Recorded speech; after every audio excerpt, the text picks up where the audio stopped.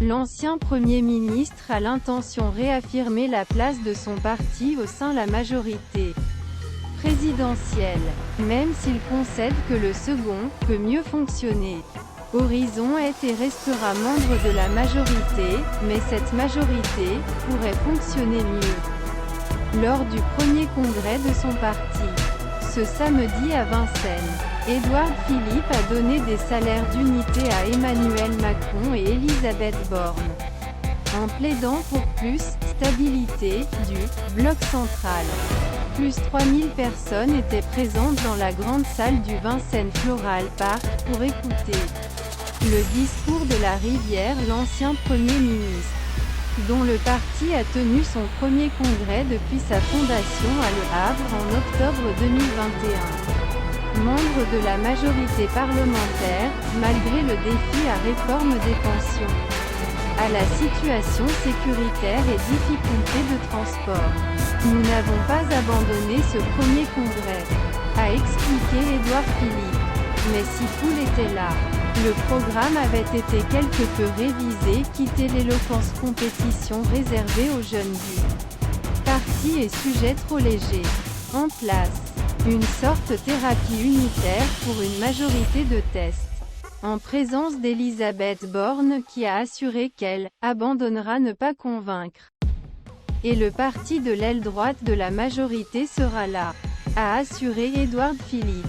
Cette majorité peut fonctionner mieux, message transmis à ceux qui doutent et mâchent leur ressentiment, afin que ceux qui aiment mettre des lentilles disproportionnées sur moindre déviation ou la moindre petite différence au sein de majorité.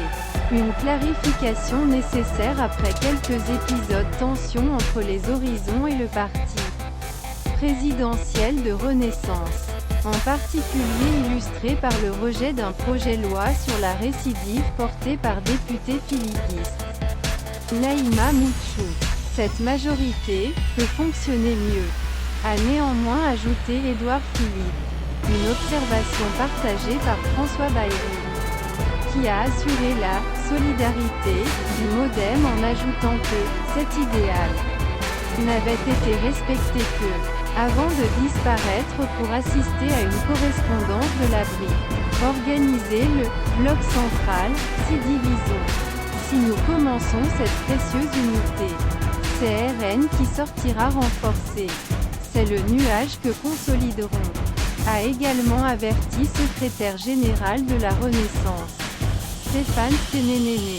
Édouard Philippe a donc plaidé le besoin absolu d'organiser le bloc central, y compris avec des partenaires qui ne veulent pas être associés à majorité.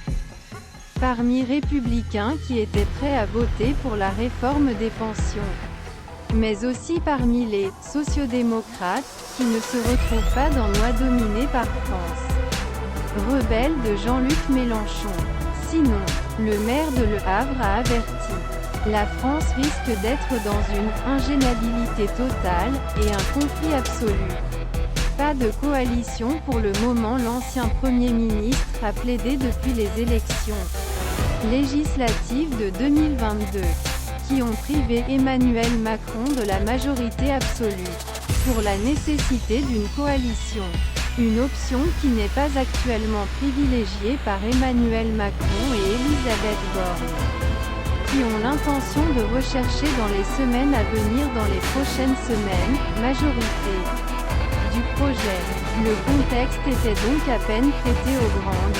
Édouard Philippe a donc longuement découragé réforme des retraites, qu'il a soutenu tout en rendant hommage à la très grande responsabilité des syndicats, mais aussi de l'école et de situations internationales, en plus de réunions des divers organismes de parti.